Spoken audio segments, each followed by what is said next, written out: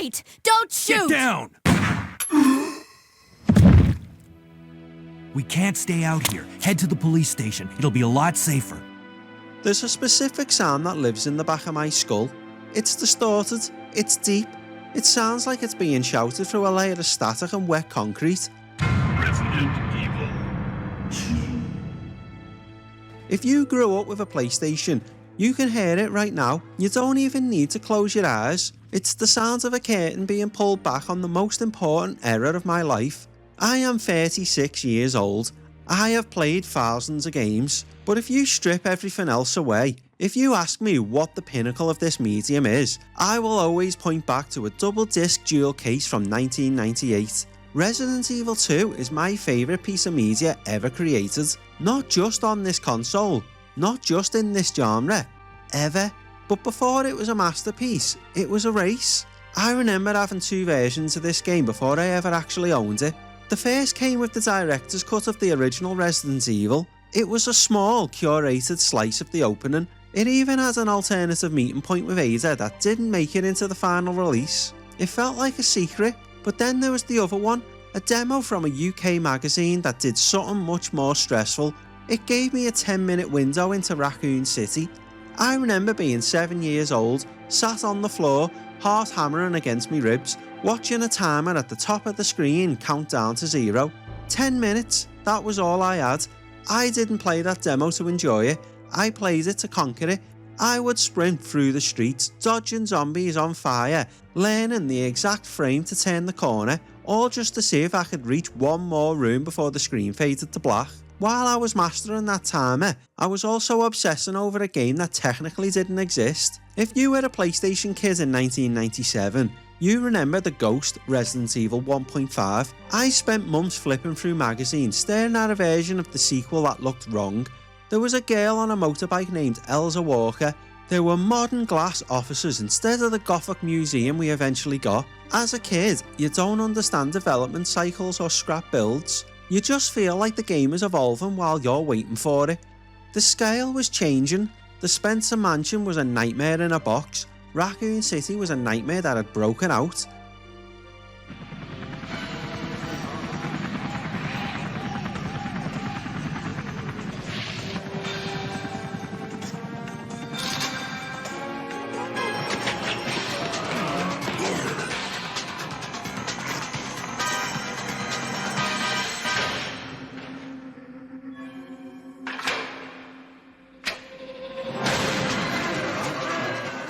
Biohazard 2. Welcome to the PSX Index. I'm Parasine. This is a long-term project to document all 1,278 Northern American PlayStation games, one episode at a time, and this is Index Entry 44, Resident Evil 2, and this one matters because Resident Evil 2 didn't just arrive in my life, it changed it. I was 7, maybe 8, and I have never been as excited for a piece of technology as I was for this game. In the 90s, anticipation didn't happen on social media. It didn't happen in 4K trailers or Twitter leaks. It happened in the pages of the official PlayStation magazine. I stared at those screenshots until the ink practically rubbed off onto my thumbs. I saw the streets of Raccoon City. I saw the fire. I saw the sheer number of zombies on screen at once. The Spencer Mansion was a masterpiece of claustrophobia. But this looked like a war.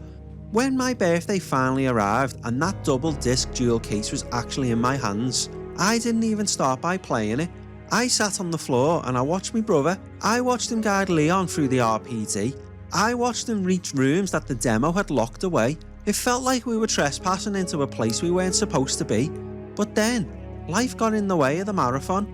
My mum was staying at her new partner's house for the weekend and I was going with her. My brother wasn't coming. He was staying at home with the PlayStation and the Leon disc, so I did something that, at the time, felt like a massive gamble. I took the Claire disc with me. I didn't have a manual, I didn't have the guide, I just had that red disc in a dream. I assumed it was like the first game, pick Chris or Jill, same house, slightly different puzzles. I had no idea I was about to experience something the industry hadn't really tried before. I sat in a house that wasn't mine, playing as a girl looking for her brother, while my own brother was miles away, playing as a rookie cop. I made it all the way to the sewers, on my own at 8 years old, on this new king of hardware. Looking back, that's probably the biggest gaming flex of my childhood. The king of hardware had met its match in a kid who was far too stubborn to be scared of the dark. You okay? Still in one piece. When I finally got home from that weekend, I felt like I'd conquered something. I'd survived the streets, I survived the RPD, I'd made it all the way to the sewers as Claire. I walked through the door expecting to compare notes with my brother. He had already finished his run with Leon. He told me that finishing the game had unlocked a new save file. Scenario B. We didn't have the internet to explain what that meant. We didn't have wikis. We just assumed it was a second quest. Maybe the same game, but harder. Maybe just a different starting weapon. He loaded it up, and my 8-year-old brain simply couldn't process what I was seeing. The intro movie played out again. The crash, the fire, the separation. But instead of starting at the usual spot, Claire was on the other side of the wreckage. She wasn't just in a different place. She was in a different game. We watched her run towards the RPD, finding a path we hadn't seen before, and then she entered the building through the back door. That moment was a genuine red pill moment for me. The RPD wasn't just a series of levels anymore. It was a physical place. The front door was where Leon went. The back door was where Claire went. At the time, this was unheard of. We were used to games being linear. Level 1, level 2 and game over. But Resident Evil 2 had architecture. It had a memory. My brother, not being the same kind of obsessive gamer I was, watched that happen and decided he'd seen enough. In his head, he'd beaten the game, he was done. But I couldn't move on. I took those discs and played them until the PlayStation laser could barely find the data anymore. I beat Claire A, I started Leon B, and that's when I realised that the game wasn't just bigger than the first Resident Evil, it was much, much meaner. My chest! It's burning! What's wrong?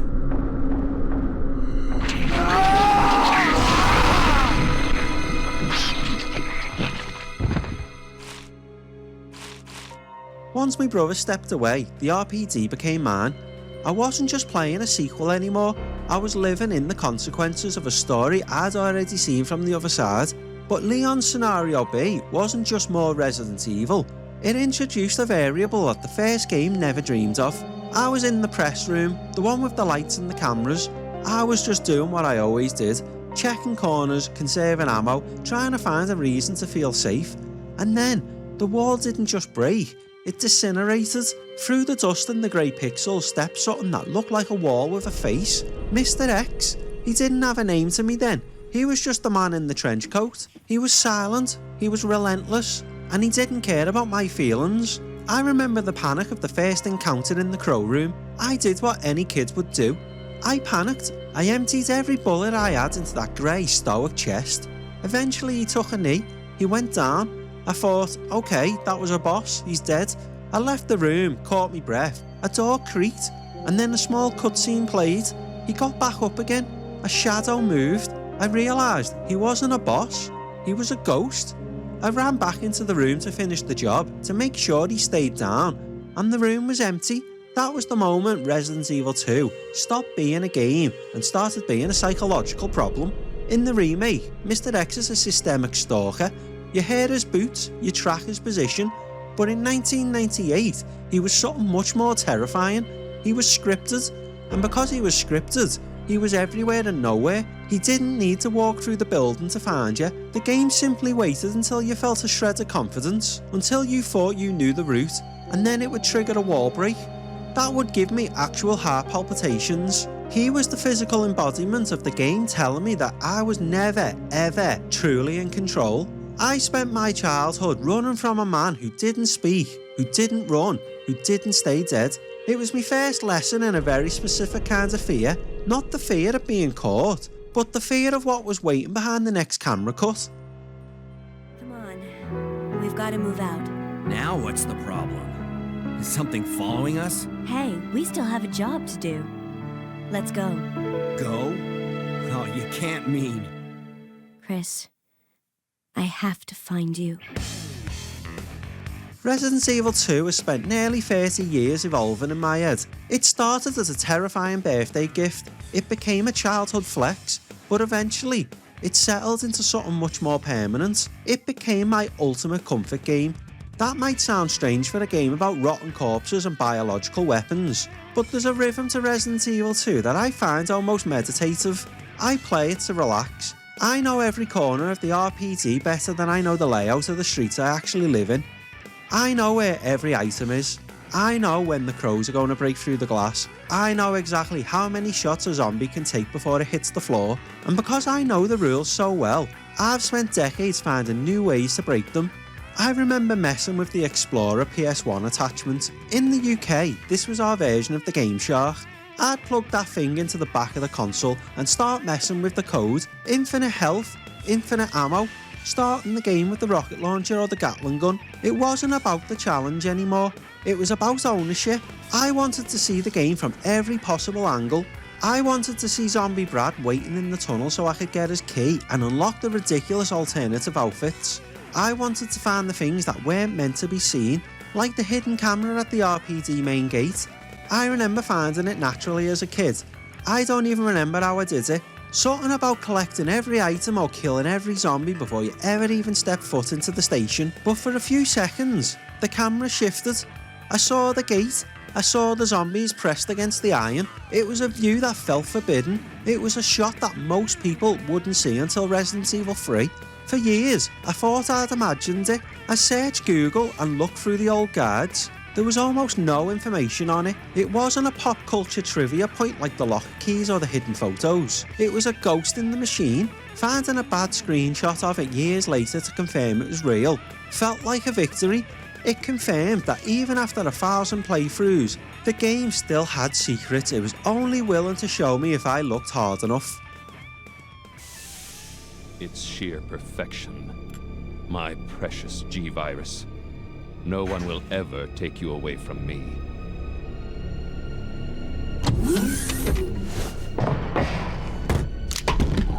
There he is.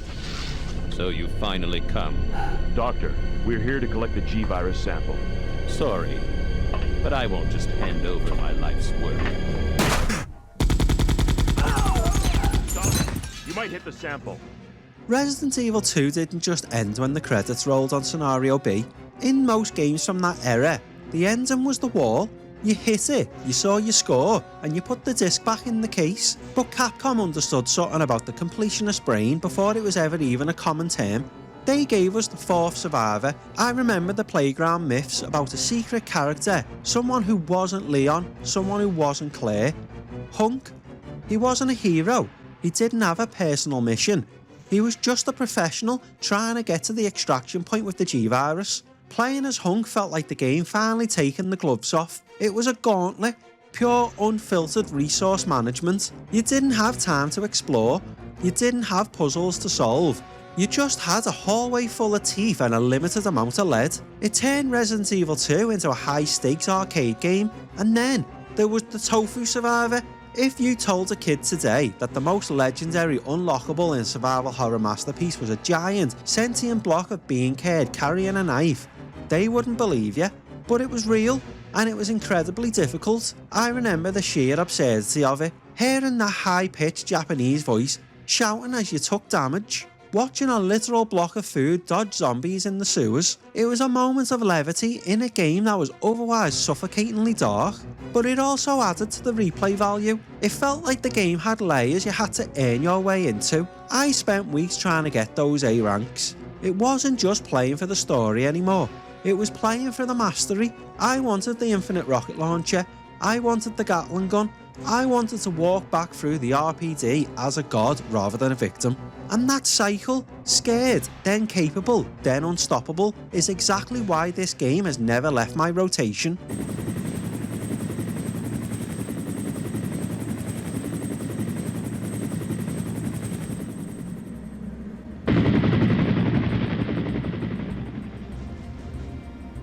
Capcom kept giving us reasons to come back. The DualShock version of the game brought us something called Extreme Battle Mode. It was a completely different way to experience the maps I already knew by heart. You had to choose a character. Leon, Claire, Ada, or even Chris Redfield, who felt like a ghost haunting the sequel. You had to work your way backwards through the lab to the police station. Your goal was to find 4 anti-BOW bombs hidden throughout the RPD.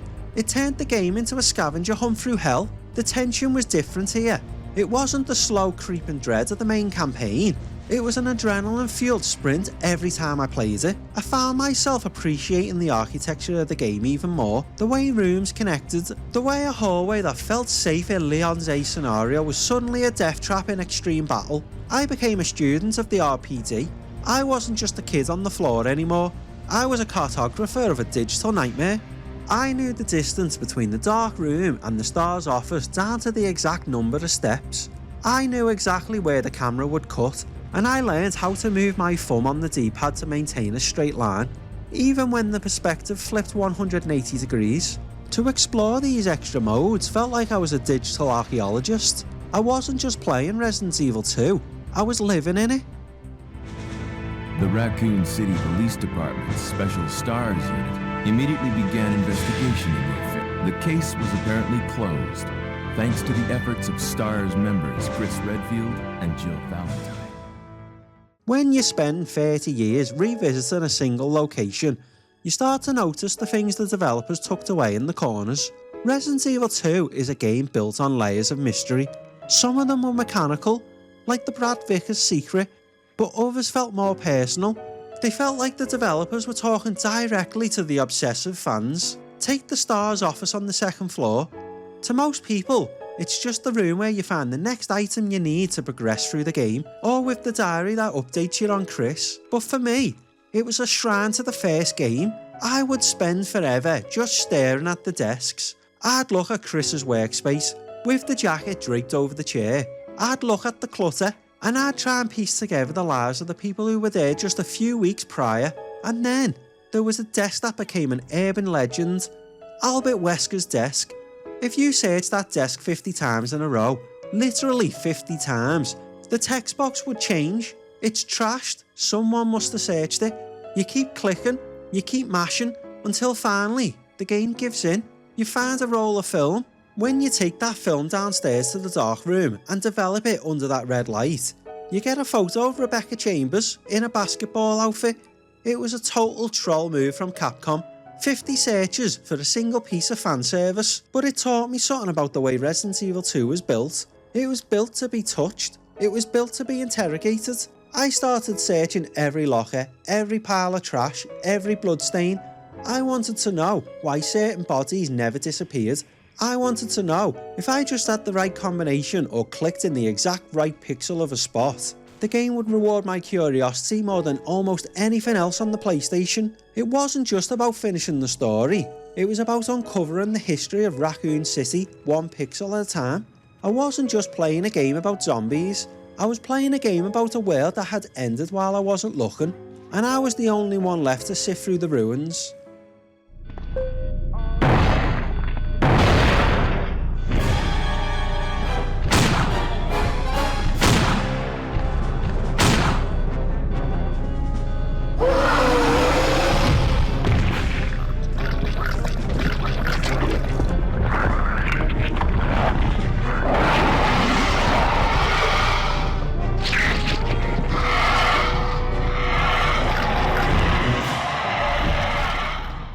As the years turned into decades, Resident Evil 2 stopped being a mystery and started being a science. I stopped playing it as a survivor and started watching it through the eyes of the speedrunning community. Watching a world record run is like watching someone perform surgery on my childhood. They don't see the zombies as terrifying monsters anymore. They see them as the hitboxes. They see them as sets of data.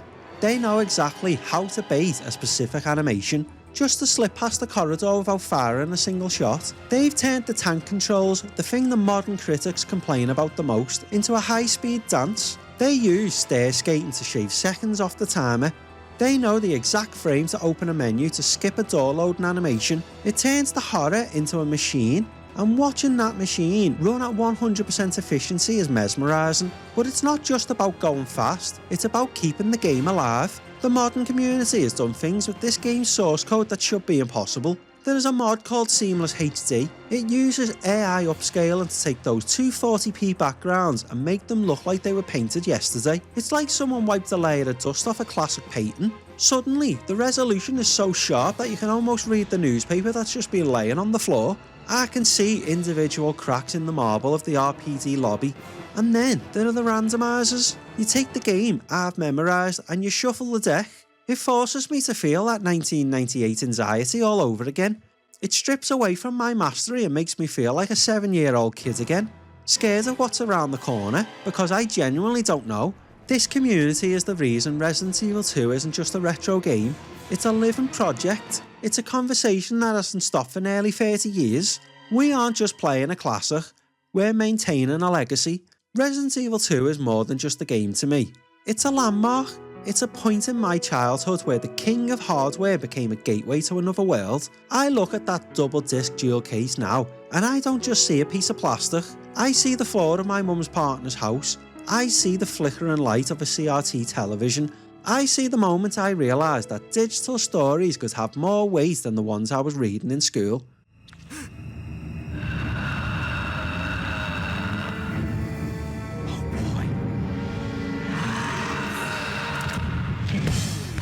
Capcom didn't just make a sequel, they built a legend. They gave us a police station that felt like a gothic cathedral. They gave us characters that grew up from rookies into icons. They gave us a structure with its scenarios and its secrets that rewarded us for never wanting to leave. This is the peak of the genre. This is the heart of the PlayStation. And for me, this is the greatest game ever made. Index entry 44, Resident Evil 2, complete. That brings the PSX index to 44 games down, 1,234 to go, and while we've mastered the RPD and survived the G-Virus, the nightmare in Raccoon City is far from over. Index entry 45, Resident Evil 3 Nemesis. This has been Parasine. Next time, the city starts pushing back.